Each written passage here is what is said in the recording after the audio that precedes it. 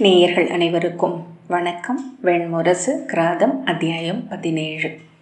முந்தைய நாள் அந்தியில் தோளில் புரண்ட புழுதி படிந்த தெரிசடைகளும் செம்பித்து சடைக்கத் தொடங்கிய நீண்ட தாடியும் தன்னுள் ஆழ்ந்து நூக்கிழந்தவை போலிருந்த விழிகளும் சற்றே தளர்ந்த நடையுமாக தூமகிரகம் என்னும் அச்சிற்றூரின் முள்மரக்கோட்டை வாயிலில் வந்து நின்று, அயலவன் நான் ஒரு நாள் தங்க ஒப்புதல் கோருகிறேன் என்று கூறி நின்ற அர்ஜுனனுக்கும் அவர்கள் அளித்த எல்லை சிறுகுடிலில் காலையில் எழுந்து வெளிவந்த அர்ஜுனனுக்கும் இருந்த வேறுபாட்டை அவனை கண்ட ஒவ்வொருவரும் உணர்ந்தனர். தருக்கி நிமிர்ந்த தலையும் எதிரே வருபவரை நோக்காமலேயே அளவிடும் பார்வையும் மறுத்துரை கேட்க விழையாது கூறிய சொற்களுமாக அவன் குருதி மேல் நடந்து அரையணை அமர்ந்து ஆளும் அரசன் போல் இருந்தான். காலையில் அவனுக்கு இந்நீருடன் வந்த அச்சிற்றூரின் ஊர் பணியாளனை தாழ்ந்த முழ ஒலி குரலால் அருகழைத்து, நான் நீராடி முடி சீரமைக்க வேண்டும், நறுமண நீரும் முடி திருத்துபவனும் சித்தமாக இருக்கட்டும் என்று ஆணையிட்டான். ஆணைகளை இயல்பாக இடுபவர் அதற்குரிய குரலை அடைந்து விட்டவர். அக்குரலே பணியாளனை உடல் வளைத்து ஆணை என்று சொல்ல வைத்தது. விரைக என்று அர்ஜுனன் சொன்னான். இந்நீரை அருகே வைத்துவிட்டு அவன் பாய்ந்து ஊர் தலைவரிடம் சென்று, நீராட நறுமண நீரும் முடி திருத்துபவனும் சித்தமாக இருக்க ஆணையிட்டிருக்கிறார் என்றான். ஊர் தலைவர், யார் என்றார். நேற்று வந்தவர், அவர் அரசர் என்றான் பணியாளன். எப்படி தெரியும் உனக்கு என்றபடி ஊர் தலைவர் எழுந்தார். ஊர் மன்றில் அவருடன் சொல்லாடி கொண்டிருந்த குல மூத்தவர்கள் மூவரும் உடன் எழுந்தனர். ஐயமே இல்லை, அவர் பேரரசர், படைகளை சொற்களால் நடத்த கற்றவர் என்றான் பணியாள். நீ இதற்கு முன் பேரரசரை பார்த்திருக்கிறாயா என்றார் ஒருவர்.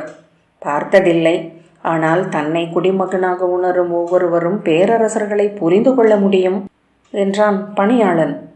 சிம்மத்தின் குரலை மான்கள் அறியும் என்று ஒரு பழமொழி உண்டு என்றார் ஒரு குல மூத்தார்.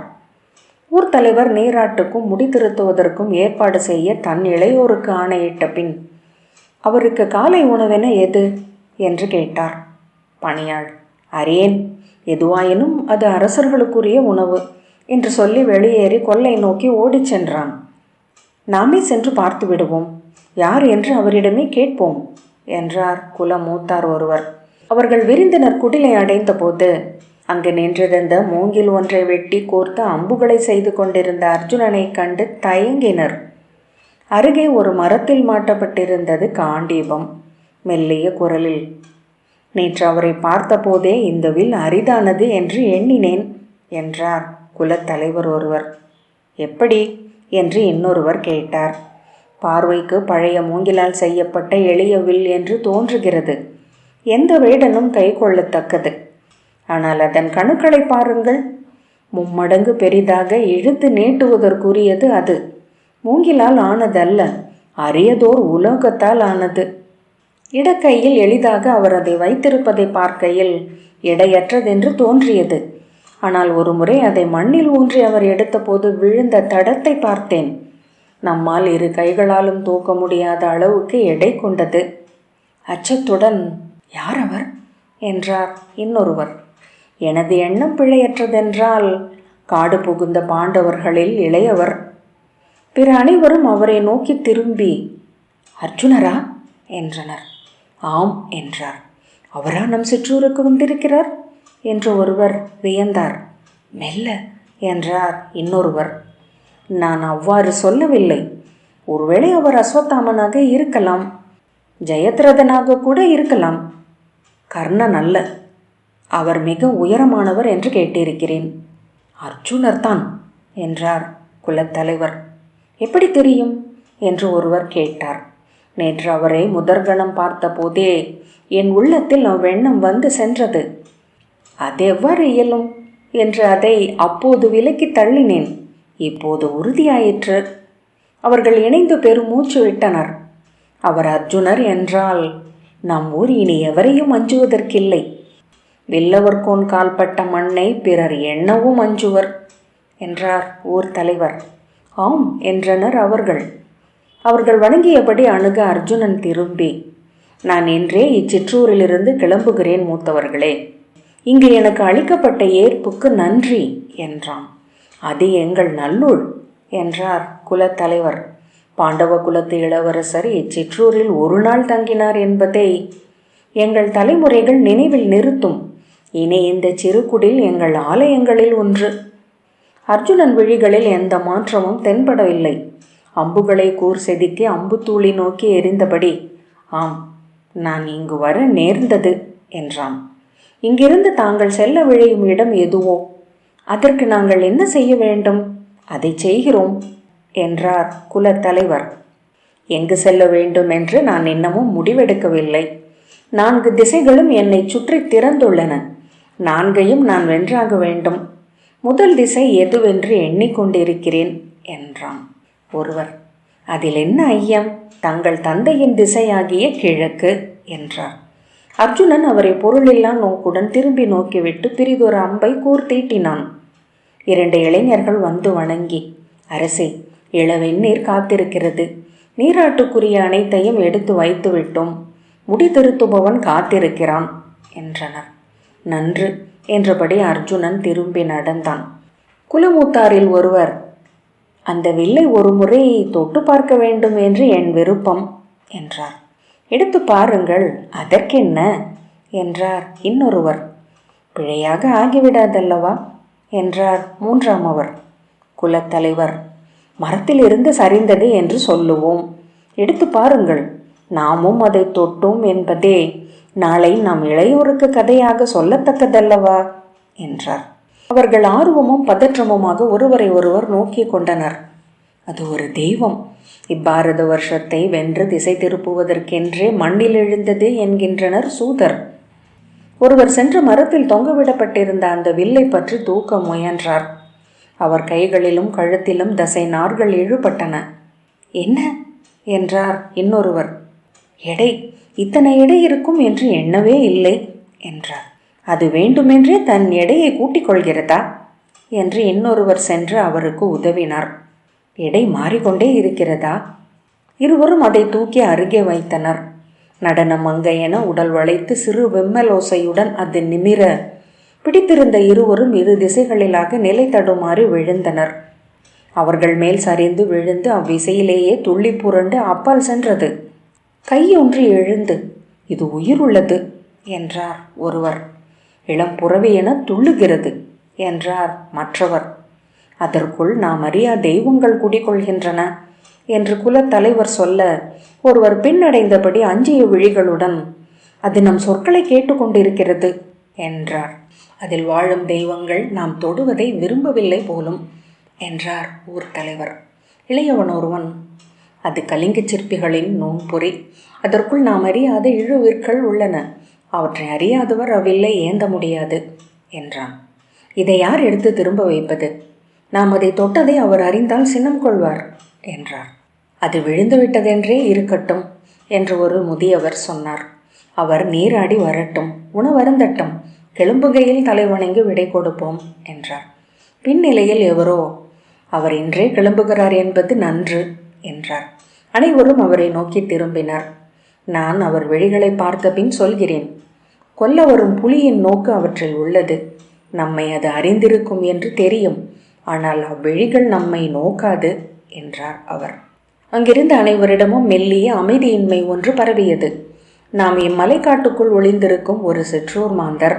பெரியவை எவற்றையும் நாம் அறிந்ததில்லை. நமது தெய்வங்களும் சிறியவையே. அஞ்சுவது ஒன்றே நாம் அறிந்தது. நாம் எதற்கு இதை பற்றி எல்லாம் பேச வேண்டும் என்று குலமுதியவர் ஒருவர் சொன்னார். யானை கடந்து சென்றால் நாணல்கள் சரிவதில்லை பெருமூச்சுடன் ஆம் என்றார் ஊர் தலைவர். அர்ஜுனன் சடைகளை வெட்டி அகற்றி தாடி திருத்தி மீசையை மெழுகிட்டு கூர்மைப்படுத்தி நீராடி புதிய மான் தோலாடை இடையில் அணிந்து ஊர்மன்றுக்கு வந்தபோது அங்கு அச்சிற்றூரின் மக்கள் அனைவரும் கூடியிருந்தனர். குழந்தைகளை இடையில் ஏந்திய பெண்கள் உடல் நெருக்கி கைகளால் ஒருவரை ஒருவர் பற்றி கொண்டு ஒற்றை உடல் என நின்றனர். அவர்களின் உள்ளமும் ஒற்றை பெருக்கென சென்றது. அவன் உள்ளே நுழைந்ததுமே அத்தனை வழிகளும் சென்று அவன் உடல் மேல் பதிந்தன. உடல்கள் முறுக்கப்பட்டவை போல அசைய பெரும் மூச்சுக்கள் ஒலித்தன. அவன் நடந்து சென்று மன்றுக்கு வந்து அங்கு போடப்பட்டிருந்த புதிய மரவுரி விரிக்கப்பட்ட இருக்கையில் அமர்ந்ததும் ஒற்றை நீள் மூச்சு எழுந்து மெல்ல உடல் தளர்ந்தனர் பெண்கள். அன்னையரின் உள்ளத்தை எவ்வண்ணமோ உணர்ந்து அவர்கள் இடையிலிருந்த ஆண் குழவிகள் ஓசையிட்டன. அன்னையரின் கன்னங்களை பிடித்து தங்களிடம் திருப்ப முயன்றன. இடைகளில் கால்களை உதைத்து எம்பி குதித்தன. அர்ஜுனனை நோக்கி கை நீட்டி திருந்தா குரல் எழுப்பின. அன்னையர் அவற்றை மெல்ல அடித்தும் இறுக்கி பிடித்தும் ஓசையின்றி இரு, அமைதி கொள் என்று ஆழ்குரலில் அடக்கினர். அச்சொல்லிலும் தொடுகையிலும் இருந்த அயல் தன்மையால் குழந்தைகள் மேலும் சினம் கொண்டு ஓசையிட்டன. அன்னையர் அவற்றை அதட்டுவதும் கண்ணீர் திரும்பி விழியுருட்டி அடக்குவதும் கலந்து பெண்கள் நிறைய கலைந்து ஒலித்தது. குலமூத்தார் ஒருவர் திரும்பி, என்ன அங்கு ஓசை? அமைதி. அனைவரும் குழவிகளை அவரை நோக்கி திருப்பி, தாத்தா உன்னை திட்டப்போகிறார் என்று மிரட்டினர். குழந்தைகள் அவரை அரைக்கணம் நம்பிக்கையின்மையுடன் நோக்கிய பின் மீண்டும் அர்ஜுனனையே பார்த்தன. அப்போதுதான் விழி ஒளி கொண்ட குழந்தைக்கு கூட அங்கே எவரை நோக்க வேண்டுமென்று தெரிந்திருந்தது. அர்ஜுனனுக்கு இரு பக்கமும் ஊரின் குல மூத்தார் நிறைவகுக்க அப்பால் இளைஞர்கள் கைகள் கட்டி நின்றனர். அர்ஜுனன் முன் உயரமற்ற பீடத்தில் மரவுரி விரிக்கப்பட்டிருந்தது. ஊர் தலைவர், இன்னுணவு கொள்க அரசே என்றார். அவன் தலை அசைத்ததும் தட்டில் சுட்ட கிழங்கும் தேனும் எண்ணெயில் பொரித்த ஊனும் இலையில் பொதிந்து ஆவியில் வேக வைக்கப்பட்ட அப்பங்களும் மூங்கில் கூளை நிறைய மஞ்சளிட்டு கொதிக்க வைக்கப்பட்ட பாலும் பரிமாறப்பட்டது. அருந்துங்கள் அரசே, எங்கள் இச்சிற்றூரில் பேரரசர்களுக்கு கூட இவ்வெளிய உணவையே அளிக்க முடியும் என்றார் ஊர் தலைவர். அர்ஜுனன் மறுமுகமன் சொல்லாமல் அதை உண்டான். அவன் உணவுண்பதை நோக்கியபடி அவர்கள் அசைவற்று நின்றனர். அவ்வப்போது வளையொலியும் ஆடையொலியும் மூச்சு கசங்களும் மென்குரல் முனகல்களும் எழுந்து கொண்டிருந்தன. ஒவ்வொருவர் உள்ளத்திலும் ஒற்றை எண்ணமே ஓடிக்கொண்டிருந்தது. இவன் இளைய பாண்டவன் அர்ஜுனன். இளமை நாள் முதல் அவர்கள் கதைகளில் கேட்டறிந்தவன். சிம்மத்துடன் ஆடிய பரதனுக்கும் ரகுகுல ராமனுக்கும் அனல் குலத்து பரசுராமனுக்கும் துவாரகையின் இளைய யாதவனுக்கும் உரிய உலகில் வாழ்பவன். ராவணனும் ரண்யனும் இவனுடன் வாழ்பவர்கள். அப்படியென்றால் கதைகளில் வாழ்பவர்கள் அனைவரும் உடல் கொண்டவர்களே, கால் கொண்டு நடந்து கை கொண்டு செயலாற்றி கண்முன் வந்து அமரத்தக்கவர்களே. அவை பொய் அல்ல. அவர்கள் ஆற்றிய குருதி பெருக்கெழும் பெரும் போர்கள், விண்ணும் மண்ணும் வென்று கடந்து செல்லும் மாய பயணங்கள் அனைத்தும் உண்மை. அவர்களின் எரியெழும் குமுறல்கள், வஞ்சங்கள், அழியா துயர்கள் அனைத்தும் நிகழத்தக்கவையே. தேவர்களும் அசுரர்களும் 3 தெய்வங்களும் அனைத்தும் அந்த ஊர் ஒன்று போல் அங்கிட்ட பீடம் போல உண்மையானவை. அவற்றின் மேல் அமர்ந்திருக்கும் அந்த மனிதன் 2 கைகளையும் விரித்து சிறகாக்கி விண்ணில் எழக்கூடும். வெண்புகை என காற்றில் பரவி செல்லக்கூடும். வெறும் ஒரு சொல்லென எண்ணமென ஆகி அங்கு எஞ்சவும் கூடும். தொல்கதைகளில் இருந்து ஊறி சொட்டி வந்து விழுந்திருக்கும் ஒரு துளி இங்கிருந்து வளர்ந்த தொல்கதைகளுக்கு அது மீளும். எத்தனை நோக்கியும் அவன் என்னும் விந்தை அழியவில்லை. எத்தனை விழி சிமிட்டிய பின்னரும் அவன் அங்குதான் இருந்தான். அவர்கள் அவனை தொட்டு பார்க்க விழைந்தனர். அவன் செல்லும் போது உடன் சென்றால் இளமையின் ஒளி பரவிய தொல்கதைகளுக்குள் சென்றுவிட முடியும் என்று எண்ணிக்கொண்டனர். அவன் வெற்றிகளை நினைவு கூர்ந்தனர் இளையோர். அவன் கொண்ட காதலிகளை நினைத்து பார்த்தனர் பெண்டிர். மெய்நாடி அவன் சென்ற பயணங்களில் எல்லாம் அலைந்து கொண்டிருந்தனர் முதியோர். பின்னர் அவர்கள் மெல்லிய ஏமாற்றம் ஒன்றை அடைந்தனர். இவன் மனிதன், அந்த கதைகளில் வாழும் சொற்தலைவர்களைப் போல அல்ல, வெறும் மனிதன். அப்படியென்றால் இளைய யாதவரும் மனிதனே, ரகுராமனும் பரசுராமனும் மனிதனே, இந்திரனும் யமனும் இவர்களை போன்றவர்களே. 3 தெய்வங்களும் கூட மானுடத்தன்மை கொண்டவர்கள்தான். கதைகளை சொல்லி சொல்லி தாங்கள் களைந்திட்டது மானுடத்தன்மையே என்று அவர்கள் உணர்ந்தனர். அம்மானுடத்தன்மையே ஆகி வந்து அமர்ந்திருக்கும் அவனை மீண்டும் கதைகளுக்குள் செலுத்த விழைந்தனர். அங்கிருந்து அவன் காற்றின் திரை விலக்கி உள்ளே சென்று மறைந்துவிட வேண்டும். விண்ணிலிருந்து ஒளி சிறகுகளுடன் கந்தர்வர்கள் வந்து அவனை தூக்கிச் செல்ல வேண்டும். அவனை சுமந்து செல்ல பொன்னிற வாருடன் புரவி வந்து நிற்க வேண்டும். உணவருந்தி அவன் எழுந்தவுடன் ஊர் தலைவர், எங்கள் இளையோரை வாழ்த்துக அரசே, தங்கள் விழித்திறன் சற்றேனும் இங்கு திகழ்க என்றார். ஆம் என்றான் அர்ஜுனன். குழந்தைகளை கொண்டு வாருங்கள் என்று முதியவர் பெண்களை நோக்கி சொன்னவுடன் அவர்கள் கால் தளர்ந்து நெஞ்சு படபடக்க பின்னடைந்தனர். என்ன அங்கே, விரைந்து வாருங்கள், அவர் கிளம்பவிருக்கிறார் என்றார் முதியவர். செல்லடி என்று ஒருத்தி இன்னொருத்தியை தள்ளினாள். ஐயோ என்று அவள் பின்னடைந்தாள். போடி என்று இன்னொருத்தி முன்னால் வந்தாள். என்னால் முடியாது என்ற அவள் இருவரை ஊடுருவி பின்னால் சென்று ஒளிந்து கொண்டாள். ஒருவரோடு ஒருவர் முட்டி மோதியபடி அவர்கள் அங்கேயே நின்று தத்தும்பினர். உள்ளங்கால் உயர்த்து வழிக்கு விழுந்து விடுவோம் என அஞ்சினர். இளம் பெண் ஒருத்தி அங்கிருந்த இன்னொருத்தி வைத்திருந்த குழந்தையை பிடுங்கி தன் இடையில் எடுத்துக்கொண்டு உறுதியுடன் காலடி வைத்து முன்னால் சென்று அர்ஜுனன் முன் நின்றாள். இது யார் குழந்தை என்றார் குலத்தலைவர் புருவங்களை சுருக்கியபடி. முந்தானையால் வியர்த்த முகம் துடைத்து உரத்த குரலில், என் அக்காள் குழந்தை, எனவே என் குழந்தையேதான் என்று அவள் சொன்னாள். அவளுடைய நிமிர்வையும் துடுக்கையும் கண்டு பிற பெண்கள் கூசி சிலிர்த்து தங்களுக்குள் சிரித்தனர். அவளாகி அங்கே அவர்களே நடித்தனர். அர்ஜுனன் அவள் கையில் இருந்து அம்மைந்தனை வாங்கி அவன் வலது கையை விரித்து அதில் தன் வலது கையை வைத்து வில் சிறக்கட்டும் என்று வாழ்த்தினான். குழவியை திருப்பி அளித்த போது அவன் விரல்கள் அப்பெண்ணின் விரல்களை தொட்டன. அதுவரை அவள் நடித்து கொண்டிருந்த நிமிர்வும் துடுக்கும் அகல கால் தளர்ந்து மெய் குழைந்து அவள் தலை குனிந்தாள். செல்க, அடுத்த குழந்தை வரட்டும் என்றார் ஊர் முதியவர். அவள் அவனை பார்த்தபடியே கால்களை பின்னெடுத்து வைத்து நின்றாள். மூக்கு நுனியும் மேலுதடும் வேர்க்க கழுத்து ஈரம் குளிர்ந்து பளபளக்க மூச்சில் முலைகள் எழுந்து அமர அங்கேயே நின்றாள்.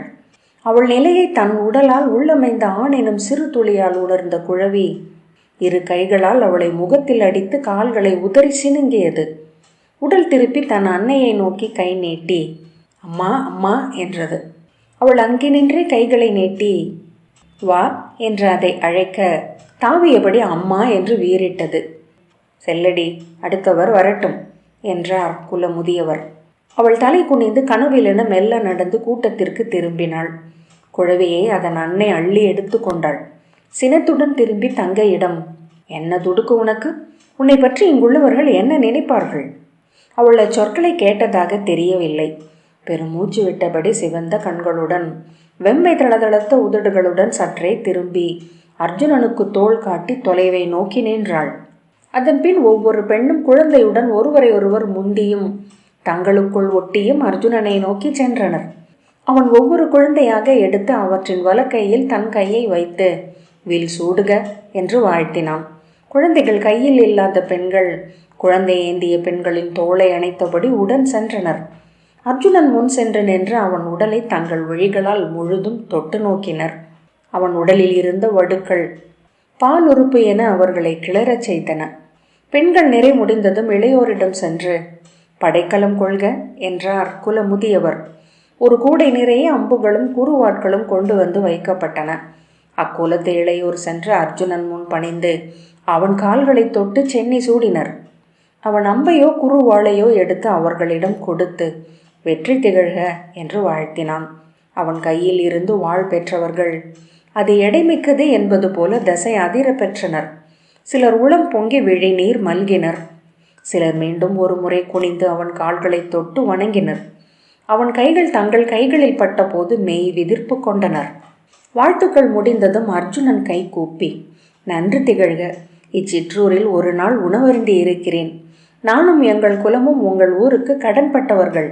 நான் செல்கையில் இச்சிற்றூரின் வெளியே நிற்கும் கொன்றை மரத்தில் என் லட்சுமியை பொறித்துவிட்டு செல்வேன். இச்சிற்றூருக்குள் நுழையும் யாரும் இது எனது மண் என உணர வேண்டும். இனி இச்சிற்றூர் எவ்வரசுக்கும் திரை அளிக்கலாகாது. எனது ஆணை கொண்டு இங்கு அமர்ந்திருக்கும் இவ்வூர் தலைவரை மீறி இச்சிற்றூருக்குள் நுழைபவன் எவராயனும் இவர் விரும்பாததை செய்பவன் யாராயனும் இந்திரபிரஸ்தத்தின் பகைமையை ஈட்டிக் கொள்கிறான். அவனை வென்று குலமறுக்கும் என் சொல். என் குலத்தின் இறுதி மைந்தன் இருக்கும் வரை என் சொல் வாழும். குலத்தலைவர் இரு கைகளையும் தலைக்கு மேல் தூக்கி அடைத்த குரலில் வெல்க வெல்க பார்த்தன் புகழ் என்றார். உடனே உளம் உடைந்து தேம்பி அழத் தொடங்கினார். எங்கள் குடி இனி வென்று பெருகும். தெய்வங்களே, இதற்கு மேல் நாங்கள் ஈட்டுவதற்கேதுமில்லை. எங்கள் மூதாதையர் செய்த நல்லூழால் இது எய்த பெற்றது என்றார் ஒருவர். முதியவர்களும் பெண்களும் விழிநீர் பெருக நெஞ்சில் கை வைத்து நின்றனர். அர்ஜுனன் மன்றிலிருந்து இறங்கி முற்றத்திற்கு வந்தபோது அவன் முன் முதலில் வந்து நின்ற பெண் கை தூக்கி உரத்த குரலில் தென்றிசைக்கு செல்க. அவன் திரும்பி நோக்க அவள் விழிகள் உருள கைகள் விரைத்து உடலுடன் ஒட்டி இருக்க தென்றிசையினை வெல்க. அவள் கருவிழிகள் மேலேறி இருக்க கண்கள் வெண்ணிற புள்ளிகளாக தெரிந்தன. ராதே, என்ன இது என அவள் அன்னை அருகே கை நீட்டியபடி செல்ல அவள் அவ்வொலியில் அன்னை திகைத்து பின்னடைந்தாள். அவளை சூழ்ந்து நின்ற அனைவரும் விலகி வழிவிட்டார்கள். அவள் இறுகிய கால்களுடன் படி இறங்கி வந்தாள். மூதாதையரை வெல்லாதவனுக்கு புதிய வழிகள் இல்லை. குலம் பழிக்க வாழ்பவர்களுக்குரியது தெய்வங்களின் படைக்கலம். அர்ஜுனன் அவளை நோக்கி நின்றான். அவள் சென்று காண்டீபத்தை இடக்கையால் எடுத்து வந்து அவனிடம் நீட்டி கொள்க என்றாள். அவன் தலை வணங்கி அதை இரு கைகளாலும் பெற்றுக்கொண்டான். கிராதம் 17வது அத்தியாயம் இத்துடன் நிறைவு பெற்றது. நன்றி.